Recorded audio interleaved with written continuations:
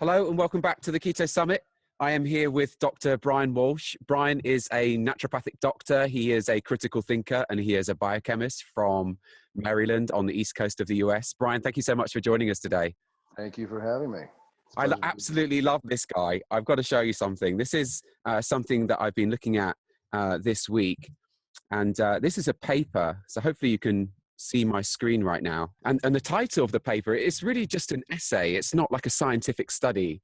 Oxygen radicals shaping evolution. The thing I thought was really interesting about this, and they're talking about the respiratory chain tends to be optimized for the oxidation of glucose using the malate aspartate shuttle for the export of cytoplasmic NADH to the mitochondria, as glycolysis is the central metabolic pathway, which has to be present. This means for every 2 electrons entering via FADH2, 10 electrons enter via NADH. The default chain is thus optimal for an F to N. So F just means FADH2 to NADH ratio of 0.2.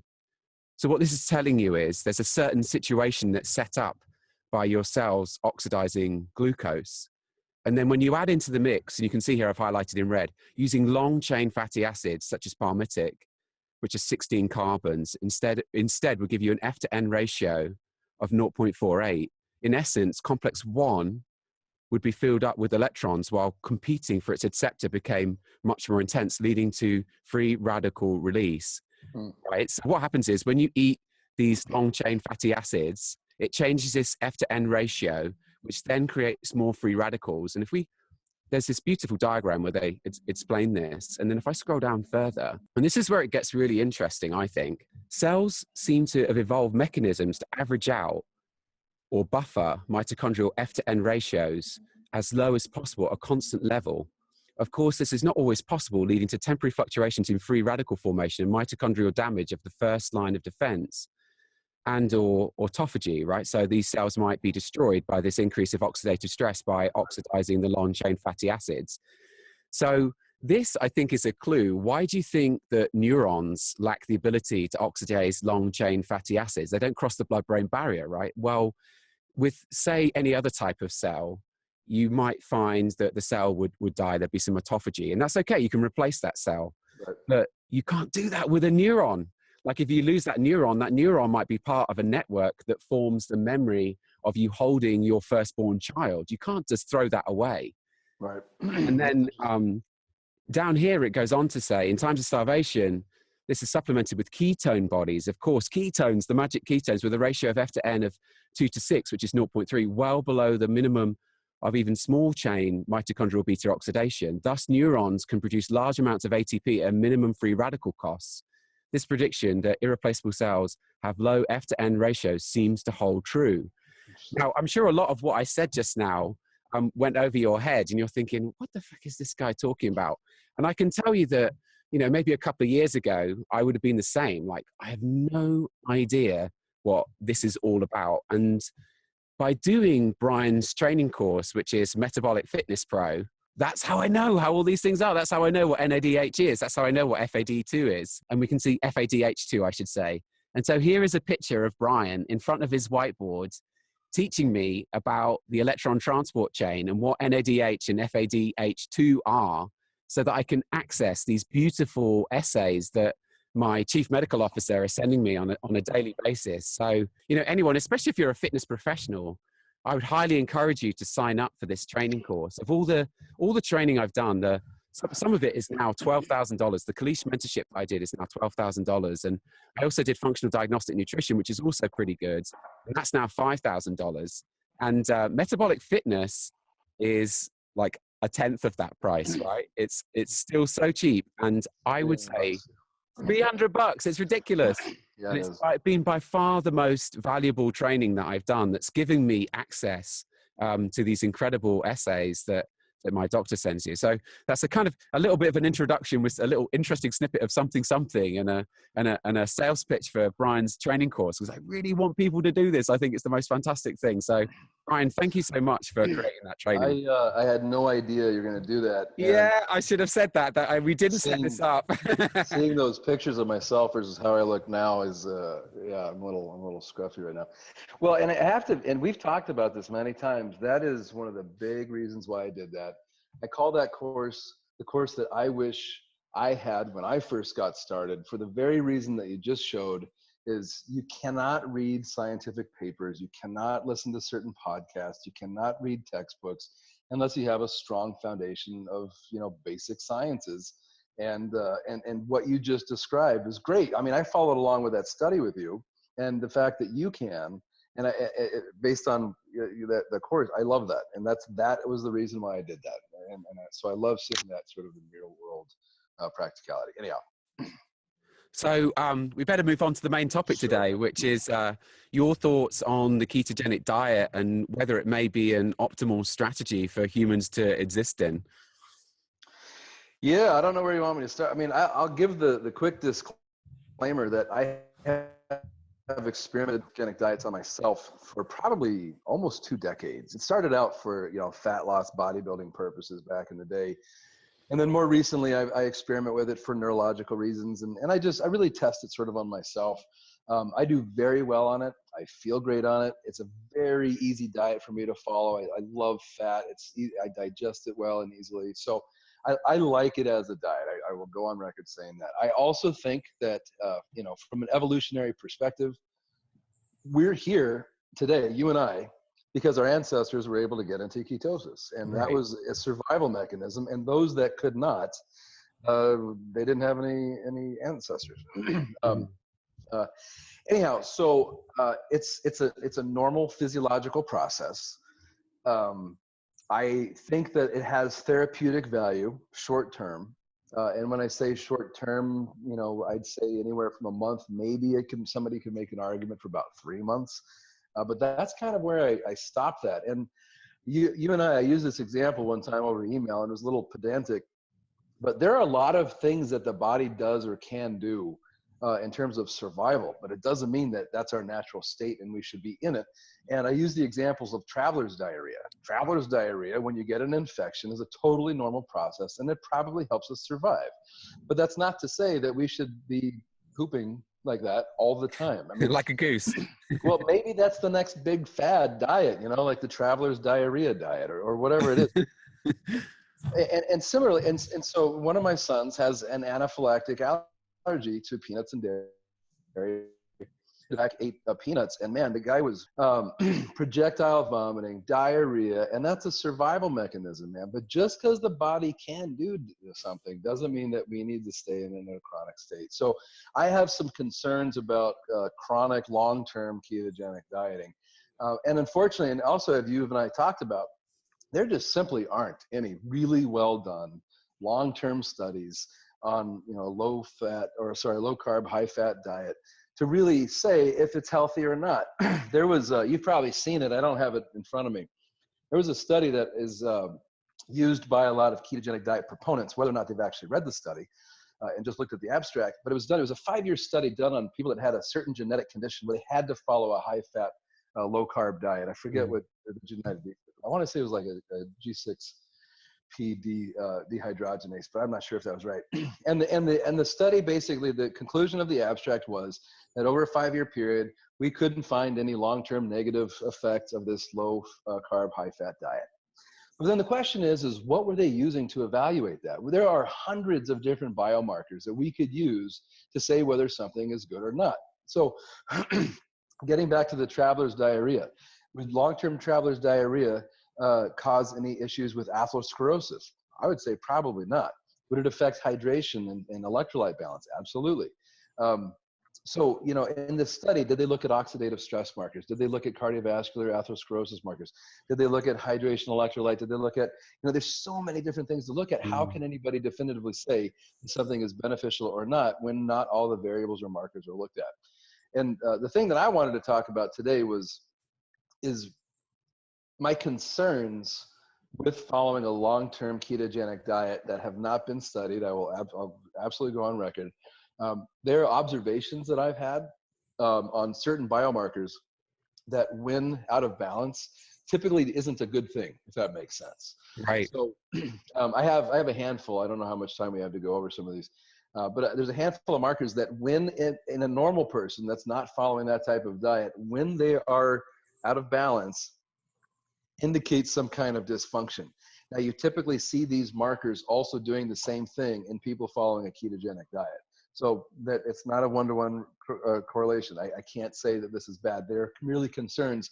And until we know more, which we don't, I think, as an industry, and let me quickly say, you have some great panelists that have been on here, some true experts that have researched this. It's their life's passion, far more about the biochemistry of ketosis than I do. And so, I respect that, but I have my own concerns based on some of my observations. So anyhow, I don't know if you have any questions or you just want me to sort of launch into this. Yeah, no, launch it. What are the markers? So I've seen this as well. So I've seen a fair amount of biochemistry come to life, I would call it. So metabolomics, we do organic acids testing, we do a lot of blood chemistry. There's 90 markers on our blood chemistry. We're also looking at urinary hormones and their metabolites. We're doing stool tests, and I agree. There's tons of patterns that I see in these metabolites that I can't really send you a study and show, oh, well, if eosinophils is high, then you have an intestinal parasite. But consistently, I see the same pattern. So I'm really interested to know what you've seen. So yeah, let's dive into it. Well, no, and again, so one of the quick ones is an elevated HDL. Right. And when you go onto these ketogenic forums or low carb forums, that people will talk about that's one of the benefits, that my HDL went up, and that's of course the good cholesterol. And I don't know how much of the physiology you want to get into this, but HDL, high density lipoproteins, really received their reputation as being good cholesterol because they're made in the periphery, whereas VLDL and LDL are synthesized in the liver. So VLDL and LDL, they leave the liver and essentially deposit cholesterol, the theory goes, deposit cholesterol as they go. Whereas the other cells of the body make HDL, which then sort of like scoops up some of the cholesterol, brings it to the liver for metabolism. So if you're depositing cholesterol, you're considered bad, like LDL. If you're scooping it up and bringing it to the liver to metabolize it, then that's considered to be good. Now, the good and bad cholesterol is just completely wrong. HDL cholesterol can be it can act as an antioxidant. And as most antioxidants go, however, it can also act as a pro-oxidant. And there's you could quickly Google some studies. They all have the same sort of heading of like HDL friend or foe, or, when good HDL goes bad, or, whatever, some of those kind of things.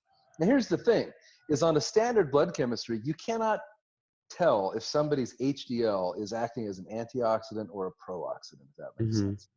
So one of the things, when I clinically for years, if somebody has an elevated HDL, and it's hard to say specifically what elevated means. There's not a specific level. So you can't say an HDL of 80 is high necessarily. It's all relative based on the other lipids. So if somebody, I'll just give a quick example. If somebody has a total cholesterol of 150, and let's say an HDL of 80, that's pretty close. 80 is over halfway to 150.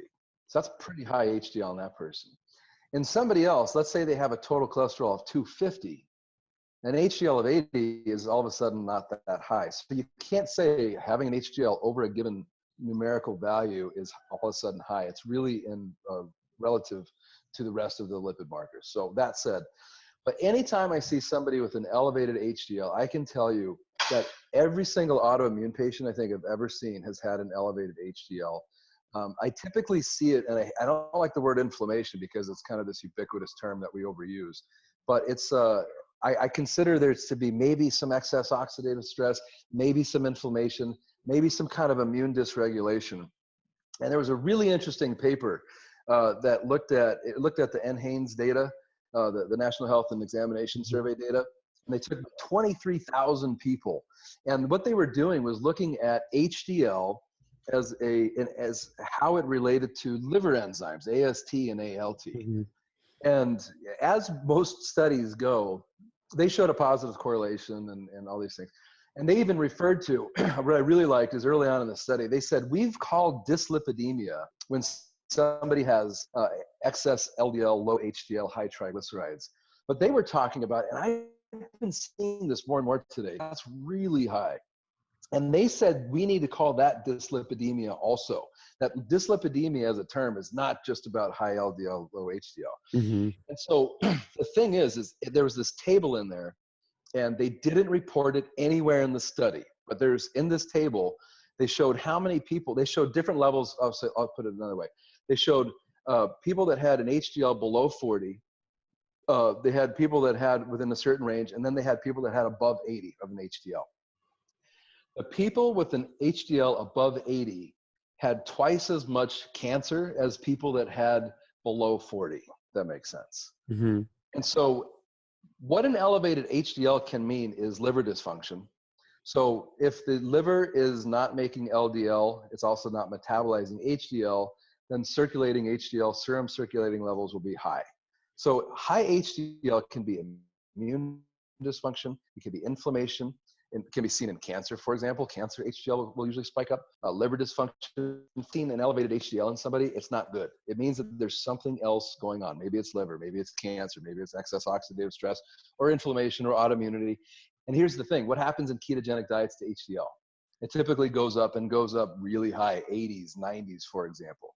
So there aren't any studies on that, and this is my point. But because I see this observation in normal patients who are not following a low carb, high fat diet, and I see that marker has that tendency when people are following a high ketogenic diet, then it gives me pause as to say, well, what's going on here? Is this oxidative stress? Is this inflammation? Is this causing liver dysfunction? So I guess that's marker number one that brings me concern of long-term ketogenic diets. Okay.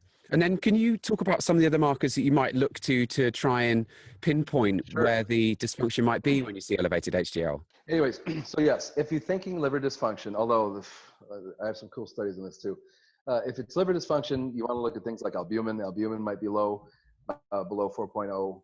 AST, ALT might be elevated, but that's really, I'll tell you about that study at some point when we talk later. There was a study that looked at people that by ultrasound were diagnosed with fatty liver. And the average AST and ALT were in the totally normal range. So point is you don't see fatty liver on a blood chemistry. They also didn't report that. It was embedded in the study. So you could look at AST, you could look at ALT, you could look at BUN, you could look at total cholesterol, look at LDL, look at, like I said, albumin. Those would all be sort of like liver function markers, if you will. If you can run serum bile acids, that's one of the better liver function markers out there. If one was to think oxidative stress, you might see, and I'll talk about this actually with uric acid, but bilirubin, if it's below 0.4, is probably one of the strongest markers on a standard blood chemistry looking at oxidative stress. Meaning if bilirubin's low, you're pretty certain that it's oxidative stress. If it's immune related, typically what you will see, or like autoimmunity, is a low white blood cell count, usually below, at least for the US measurement, below 5.0. You'll typically see lymphocyte neutrophil shifts, so more lymphocytes, less neutrophils. And very often what you will see, if it's immune related, is low triglycerides as well. And when I mean low, I'm talking like 40s, maybe 50s even, but it also depends on the rest of the lipid profile. So I think those are some of the major markers. If somebody has CRP or ESR, erythrocyte sedimentation rate, those on a blood chemistry can indicate inflammation. So you can look around at the rest, but here's the point, and this is a larger conversation, is, I've seen elevated HDL, but normal inflammatory markers like CRP and ESRs on occasion. But again, and you cannot see if it's acting as an antioxidant or a pro-oxidant simply based on levels on a standard blood chemistry. You have to test for oxidized HDL, which is not readily available commercially. So this is what I'm saying. This is an observation. I've seen elevated HDL, and when I do, it's usually autoimmunity, it's liver dysfunction. People with cancer will have that. So when on a ketogenic diet, that goes up. I don't know that that's necessarily a good thing. Okay. Yeah, no, that makes sense. No, it's good to know these things and have exactly what you said, pause for concern. Which is all it is. And listen, in 5 years, we might prove that I'm totally wrong on this, and that's fine. That's great. And I will totally embrace this. But there are too many issues that I've seen. And not the standard ones, not the, you don't eat enough fiber and you're going to get diverticulitis, or kind of rebound insulin resistance that somebody gets. I'm not getting into those. These are a little different for me. Mm-hmm. So what else is there? So you talked about HDL. What about uric acid? Yeah, so uric acid is interesting, and one of the premier researchers on ketogenic diets, Dr. Finney, has actually talked a little bit about this. But interestingly, so uric acid, most people have probably heard of uric acid as it pertains to gout. And uric acid, it turns out, is the most abundant extracellular antioxidant in the body. So when you say extracellular, it's first of all outside of the cells, and basically means in the blood is the most abundant antioxidant in blood and lymph and everywhere else. Similarly, there's actually not a lot, I should say. There's some really interesting studies that say the same thing: is when is uric acid an antioxidant and when is it a pro-oxidant? And it turns out, and this is really fascinating, is that uric acid extracellularly acts as an antioxidant, but intracellularly acts as a pro-oxidant. So if uric acid for some reason stays inside of the cells, then it causes oxidative stress. If it exits the cells, then there's some debate about this, but generally speaking, it might be more as an antioxidant. And if you want, we could talk a little bit about what uric acid actually is. But what Dr. Finney had talked about, and interestingly, he uses tremendous amount of respect for his work, by the way. When he uses uric acid, he talks about it as knowing when somebody becomes fat adapted during a ketogenic state, based on his observations that uric acid, when somebody goes onto a ketogenic diet, will typically go up for about 4 to 6 weeks, and then returns to either baseline or goes below baseline at that period of time after about 4 to 6 weeks. And he says, well, and when it does that drop, that you are now in the fat adapted state. Interestingly, when he's had conversations about it, and again, with some other uric acid experts, they've never once mentioned it as an antioxidant or as a pro-oxidant. They didn't even talk about it. They talked about it in pertaining to gout and some other things, but not as an antioxidant. So there are studies that show that if uric acid is a little bit low, that correlated with excess oxidative stress, or what they referred to as total antioxidant capacity, TAC. And what they found was in individuals that had lower uric acid, their total antioxidant capacity was also low as well. And the higher the uric acid, the better the total antioxidant capacity. So we use that clinically as a marker of oxidative stress, along with bilirubin. So if uric acid is a little bit low, then it is an indication that somebody might have excess oxidative stress. So here, and this takes some thought behind it, and I want you to kind of follow this along with me. So the first question is, oh, and I should make one more point. I have a paper from 1939. I don't think it's pulled up anymore. 1939, that they were talking about uric acid as it pertains to ketogenic diets with relation to seizures and epilepsy. But they said in 1939 that urinary uric acid goes down on a ketogenic diet. You excrete less uric acid when you're on a ketogenic diet. Right. So now we got to put all these pieces together. And that's why I love talking with you. If you think about this stuff physiologically. So if somebody goes on a ketogenic diet, why would their urinary uric acid go down and their serum go up? Now, the situation has become slightly more acidic. So ketones are slightly acidic. You create a slightly acidic environment, and then the acidity is going to increase the absorption in the kidneys. Increase the absorption. Yeah. So, or you could say that uric acid or keto acids, they compete for excretion. Okay. So uric acid doesn't normally have anything to compete with it a lot, but if you increase some other kind of organic acids, then they compete for excretion, and ketones will typically win. And then so uric acid does get reabsorbed. So you're absolutely right. So here's the thing. So let's think about this even further. So if somebody started on a ketogenic diet, why would your serum uric acid go up for 4 to 6 weeks? Maybe because they're eating more meat, which is going to have more purine content than, say, vegetables. Maybe they're actually eating a lot of organ meats, which are loaded with purines. But then if that's the case, if somebody doesn't change their diet, or they don't change how many organ meats they're eating, and they're not excreting more urine in the urine, why does it go back down to baseline? Why does it go up at the beginning? So you could say, well, it's because either they're eating more, right? They're maybe in a catabolic state and they're making more, because uric acid is a breakdown of nucleotides, basically, right? or purines, nucleotides, DNA, RNA. So if we go on a ketogenic diet and all of a sudden we're catabolic and we're breaking down all these cells, we're breaking down RNA and DNA, then that could lead to a rise in uric acid. Maybe, so we have a few theories going here. Maybe we're eating more purines. Maybe we're breaking ourselves down more at the early stages of a ketogenic diet, and therefore uric acid goes up. Maybe we're not excreting as much, right? Those are all possible. And not excreting as much has been shown. But then why does it come down after 4 to 6 weeks?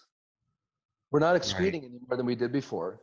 If our diet stays the same, unless we stopped eating organ meats, and does all of a sudden a ketogenic diet go from magically being catabolic to anabolic, and so we're not breaking down tissues as much? And so here's my question, and this is my concern. I say all, does it, you follow that, I'm sure. Yeah, I do. So my concern then is, where are the uric acid? Where's the uric acid? If our diet hasn't changed, meaning we're eating the same percentage of fats and proteins, if our excretion hasn't changed, then really it's either we were more catabolic during those first 4 to 6 weeks and are all of a sudden less catabolic, which doesn't really make a whole lot of sense to me unless certain tissues are breaking down more than others. But my concern and my question is pertaining to oxidative stress. So as I said before, if you see a low uric acid, borderline low, like low normal, within the sort of an optimal range, that suggests excess oxidative stress based on studies, period. So when Dr. Finney describes uric acid going up and then coming down, and so he said sometimes it goes below, the question is that because of excess oxidative stress, first of all? So is there excess oxidative stress during a ketogenic diet in the fat adapted state, which is kind of what that paper spoke to a little bit that you just showed? Or is, because of the pH shift that absolutely occurs in a ketogenic diet, is the body, knowing that uric acid is going to contribute to changing the serum pH, holding on to uric acid within the cells and not releasing it, and therefore it's acting as a pro-oxidant and causing cellular damage inside of a cell? Does that make sense? It does, yeah. So, but here's the thing. Has this been studied? To my knowledge, no. Have I looked? Yes. So no. But in standing back and thinking about all the potential causes of the initially high uric acid, why it comes down to baseline and even low in people on a long-term ketogenic diet, knowing the functions of uric acid, knowing that someone has a shift in serum pH, knowing that these uric acids will actually contribute to more shift of that pH to a more acidic state, and they can't excrete them because ketones are winning, and the more fat adapted you are, the more ketones you're going to be making. That may be the body sequesters or holds on to, the cells hold on to uric acid, of which it can act as a pro-oxidant. That makes sense. And I'll tell you what, you can't study that. That's an in vitro study instead of in vivo. They'd have to look at in a petri dish and looking at these cells to see, so this is, it would be a doable study.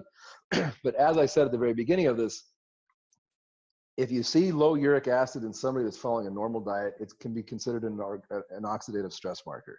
How come we see that in so many people that are following a ketogenic diet long term, especially when you have this uric acid flux and then it goes back down to baseline or even below? So for those reasons so far, HDL and uric acid, because of my observations on non-ketogenic diet individuals, it gives me pause and concern over some of the long-term effects of this. Again, and it's an evolutionary survival mechanism. It's fantastic for that. And again, you and I are here because our ancestors had it. Right. However, they probably didn't do it for, months to years.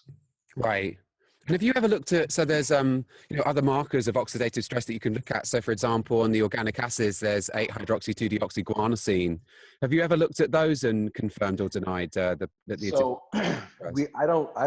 first of all, I don't routinely see people that are on a ketogenic diet. If they do, it just okay. So that's not my patient base.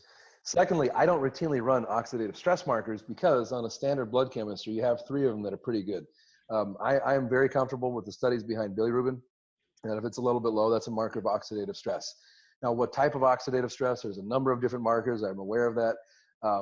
I don't, it's just, we've talked about this before. I mean, what tests do you run on somebody? Yeah, I know. It's like trying to choose a favorite child. Right.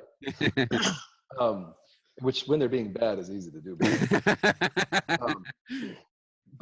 So I don't run those. I have seen those. Patients will bring labs from other practitioners that have those. But I even have questions about some of those markers of oxidative stress too. I mean, there's so many different, I want to say types of oxidative stress, but if it's lipid peroxidation versus if it's Right. protein, there's so many different ones, intracellularly, extracellularly, glutathione levels. And that area, I think we also don't know enough about it to actually be running tests to say definitively you have this or you don't. Whereas I'm really comfortable with bilirubin, uric acid, and GGT as being pretty good oxidative stress markers. Okay. So I I don't, wasn't aware of GGT. So tell me about GGT and how it pertains to oxidative stress. the super short level or version of it is, there was a study, and I love the ones that say within range for a lab test. Basically, that GGT is loosely used with glutathione, or glutathione uses GGT, and to get the inside and outside of cells. And there was a study that what it did was the study looked at GGT levels, and it looked at certain markers of oxidative stress. And what they found is that when GGT was high normal, which means it was still within the laboratory reference range, when it was high normal, that positively correlated with markers of oxidative stress. And that's the same way they've done the studies with bilirubin and uric acid, by the way. They'll look at uric acid, they'll look at markers of oxidative stress, and they'll see if there's a correlation or not. So that Right. was, and the theory was, and as you know how these studies go, they say, whoop, there's a correlation. We're not sure why. Here's a few theories that we're going to postulate that might be at play, but until this is further studied, we don't actually know why, except that this was merely an observation that we had. Okay. Interesting. Yeah, I think I need to do a big machine learning project, and you're one of the best people I know for asking interesting questions about supervised machine learning. Like I can take all these data because we're collecting maybe 500 biomarkers from each Oh person yeah. that comes into our door. So we could do like this huge project and try and find these correlations. See if Well, off topic, we talked about that before. I have 1,000 panels that have over 174 blood chemistry markers on them, and and some pretty obscure markers that should be run more but aren't. And I'm trying to see about how we can create some statistical analysis on them. Yeah. So there's Anyhow, there's supervised and there's unsupervised. So in the unsupervised, I'll be able to tell you about patterns that you probably didn't even know exist. yeah, Yeah, that's a topic for another time. yeah, for sure. Tell me about triglycerides. So this is another one. I mean, you touched on it earlier, but So, what do you yeah, think's going on when they dropped into their 20s? I don't know. I don't know actually, because, and what, people that work more with people following a ketogenic diet, I think could speak to this better than I could. I know I've seen people that the triglycerides went up, and that made sense to me somewhat, because free fatty acids will go up if somebody's in lipolysis and using them to make ketones. When they drop, I don't know. Maybe they're either being used up, which I have a hard time believing that the liver is going to keep up with the amount of lipolysis taking place from fat cells. But then there was a study that an Italian study, I think 5-7 years ago now, that showed that low triglycerides absolutely occur in autoimmune conditions. Not to say that low triglycerides cause autoimmunity, but there's some dysregulation of the immune system. I don't know a mechanism that would actually do this, but it's almost like they're getting burned up somewhere. They're getting, I don't know if they're getting trapped and stored. I don't know. One of the other ones, I guess, that kind of relates to fat that I wanted to talk about was cholecystokinin resistance. Oh, right. That I don't know how many people have heard about this. You can be resistant to any hormone. So insulin resistant is the common one. Everybody hears about that. You can be resistant to testosterone or thyroid hormone or cortisol, or it turns out cholecystokinin. Now, cholecystokinin, the short story is cholecystokinin, or CCK, is produced from certain cells of the gastrointestinal tract, specifically in the first segment of the small intestine called the duodenum. And these cells produce cholecystokinin in relation to the macronutrient ratio of the food that you just ate. Specifically, they really respond to fat. And when you know the mechanism of what cholecystokinin does, then it totally makes sense. That some of the old school theories about what cholecystokinin did was to increase liver bile production, to increase gallbladder contraction that contains bile. And just knowing those two by themselves, it makes sense. So the more fat you eat, the more bile you need to try to emulsify it, to digest it, to absorb it. And so the more fat present in the duodenum, the more cholecystokinin is released, the more bile the liver makes, the harder and more vigorous the gallbladder contracts in order to get bile to be able to digest it. Also, one of the things is, as a hormone, is that it inhibits what's called gastric motility or gastric emptying. And that also makes sense. If all of a sudden the duodenum right after the stomach gets this fat, and fat, it's kind of sludgy and it can take a little while to digest and break down. Cholecystokinin tells the stomach, hang tight, hold on. The duodenum has all it can handle right now. So it'll let you know when it's ready for a little bit more. And so it delays gastric motility and gastric emptying. It turns out that cholecystokinin neurologically acts as a satiety hormone as well. And unfortunately, there's not a lot of studies with humans, but rats or mice can become cholecystokinin resistant by following a high-fat diet. Within just a matter of days, they become cholecystokinin resistant. And when you think about what a low-carb, high-fat diet is I know people debate this somewhat, but if your calories are coming, like 70% of your calories are coming from fat, that is a load of fat. That is your duodenum making loads probably of cholecystokinin. And I would suspect end up causing a certain amount of cholecystokinin resistance. Now, it turns out that cholecystokinin as a signaling molecule also helps to regulate glucose. And I'm sure you've seen people on ketogenic diets where the glucose levels just don't make sense, whether it's fasting glucose, whether it's A1C, whether it's C-peptide or insulin, whether it's glycomark, that something just doesn't add up. And maybe there's some explanation for it, but maybe is that we're having non-optimal glucose signaling regulation. We always think glucose and insulin. Some people think glucose and insulin and glucagon. Other people add, depending on your sort of level of knowledge about this. But listen, there are gut peptides that absolutely help regulate glucose, like glucagon, insulin-dependent peptide, and CCK. A lot of these gut peptides actually help to regulate glucose as well as satiety as well.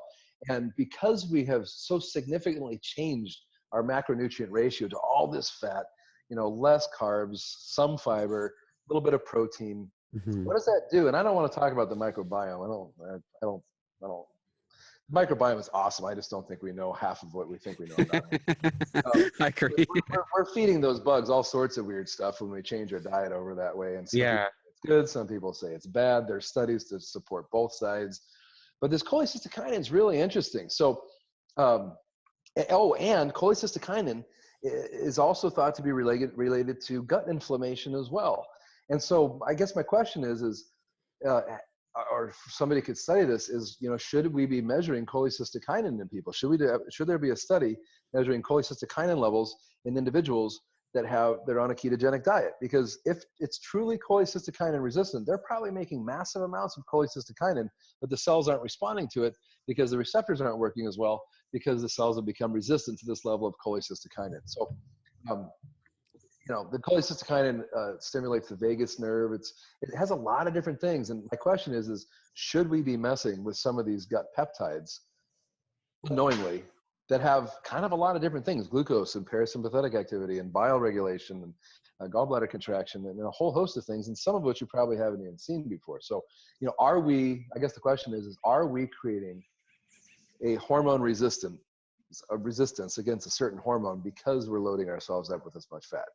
And I'll go back and quickly say, I love ketogenic diets, man. I will do them for a month, occasionally, like a couple times a year.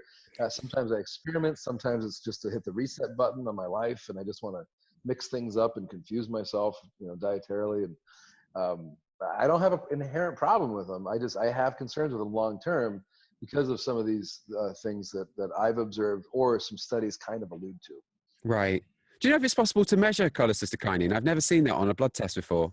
Well, so here's the deal. There are tests that are available for research purposes, and there are some that are available conventionally. Honestly, I've never run it. It's not a hormone you think about. I would have to look at the LabCorp test menu to see if cholecystokinin was available. Interesting. You're giving me a lot to think about here. Was there any other markers? No other markers, but just the last comment is, you kind of alluded to this before, is regarding pH. So, Right. we know, and then there's plenty of proof when you look at carbon dioxide levels or bicarbonate levels of people's Right. lungs on ketogenic diet, there's a pH shift. I mean, there has to be. You're making more ketones. So the only other question that I have, and again, the ketogenic diet proponents would just say, no, it's, eat more greens and you're fine. In which case I would just say, well, why eat greens? Why not just take baking soda? That'll out. But I mean, really, I feel like that some of these arguments get a little bit silly at times. Yeah, to the whole acid alkaline world out there that say we need to eat greens because it alkalizes us. Well, if alkali, and it causes these healing responses by eating all these, alkalizing foods. If that's the case, you should get a healing response by taking the baking soda multiple times a day. I don't think it's going to cause a healing response in people. Anyways, so it does cause a pH shift. And you know this, the body has so many different buffers and so many different systems and ways of mitigating pH.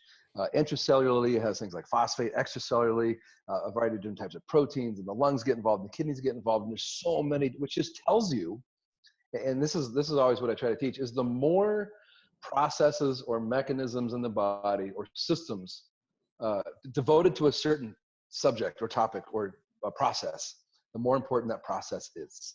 So when you think about, and this is a quick aside, when you think about the role of, and this will be in level 2, by the way, of parathyroid hormone. Parathyroid hormone increases calcium in 3 different mechanisms. Now that tells you that calcium is important. That if system 1 doesn't work and system 2 doesn't work, you still have system 3. Yeah. Have you ever seen a blood calcium out of range on a test? Oh yeah, absolutely. Oh really? I've never seen it. I've never seen it outside the standard range. Yeah, and then you just send them to an endocrinologist because it's nothing that it's right. Probably. Yeah, but that's what I mean. And so pH is the same thing. How many systems do we have to try to regulate pH in the body? There's so many systems, so many things inside of cells, outside of cells, which just tells you how important it is to regulate this thing, pH. So then my question is long term, and I have nothing, I've looked at some studies on this too, is what is our buffering capacity over time? That can we deplete our buffering capacity by being in this chronically acidic state all the time? A self-induced acidic state, meaning a ketogenic diet. And we can be eating our, more phosphate, and we can making sure we're getting our protein and our greens and all these things that supposedly alkalize us. I don't think that's going to help. Is long-term, can we deplete our body's ability to mitigate this pH shift? And more importantly, and so I'll just say this, the body will still maintain an incredibly tight pH, but at what expense? What are we using up that we may have used for something else to try to maintain this golden egg of pH in the body? Mm-hmm. So I don't think over time you'd see somebody's pH shift, but what I do think is that other things would suffer as a consequence. So for example, the greatest storage of phosphate in the body happens to be the bones. Now, I don't get into the calcium as a buffer and soda pop depletes your bones of calcium issue. But where people miss this is when the mineral component of bone called hydroxyapatite is made up of a bunch of different minerals. If the body needs one, it can't go to the grocery store and say, I just need calcium. What it does is it dissolves bone. It dissolves that mineral component, and all of those things. So when calcium leaves, so too does phosphate. And phosphate is a phenomenal buffer, far better buffer than calcium ever was. And so just as an example, so if we're in a ketogenic state and our body has been pushing acidity for a while now, however long we've been in this, and are we, and I hate to use bone because bone's sort of the scapegoat. Bone doesn't get any love from anybody. To use that as an example, are we depleting something from somewhere else or are we breaking something down to try to maintain this, like I said, golden egg of pH that we have to maintain for health and survival, which the body will do whatever it can to maintain that, if that makes sense, at the expense of skeletal muscle or bone or, other soft tissues. So that's my question is, when we shift our pH via a ketogenic diet, can diet completely supply us with what we need to help our body, to give the body everything it needs to try to maintain pH as well as it can? Or if diet isn't enough, what are the long-term effects? What are we depleting in order to help maintain pH? So and I know our time's running up, but my questions, my observations, which gives me pause, gives me concern about ketogenic diets long-term, is we don't know enough. about all the many hundreds of different biomarkers that theoretically could be evaluated when it comes to whether or not something is healthy or not. Mm-hmm. Things like HDL, uric acid, cholecystokinin resistance. You brought up triglycerides, although that's not so much of an issue for me. And the pH balance and depleting ourselves to help maintain pH.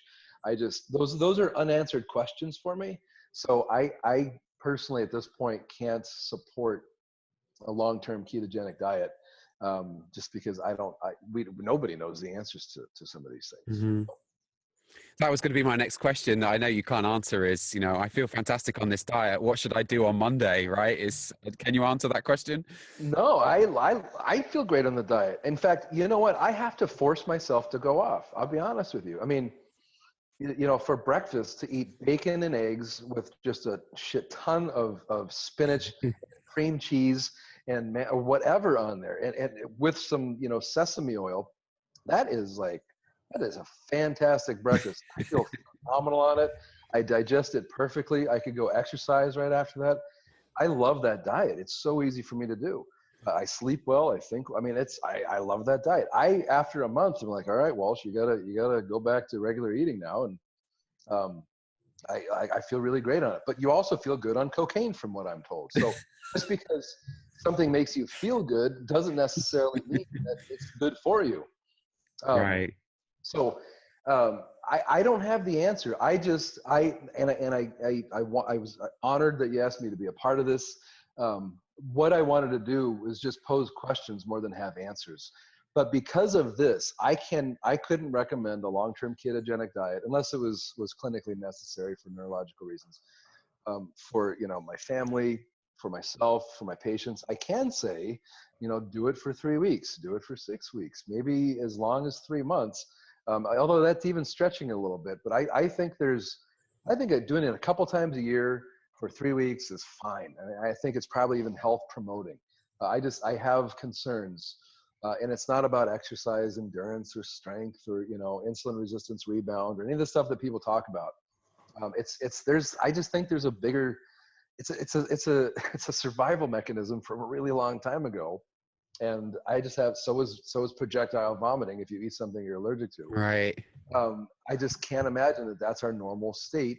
It's a healthy state. It gets us through a bad state, but that certainly doesn't mean that it's health promoting.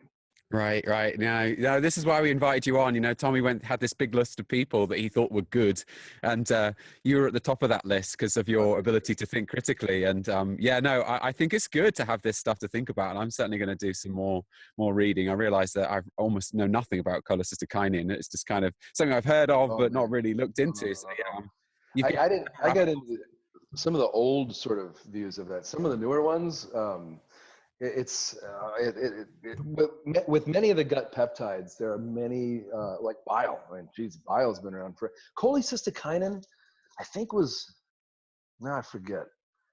It was discovered. Oh man, so long ago. Insulin was discovered in 1920s, and we're still learning new things about it. So yeah, you know everything there is to know about this. This is ridiculous. Yeah. I guess my big concern is with this wave of low carb, high fat diets right now.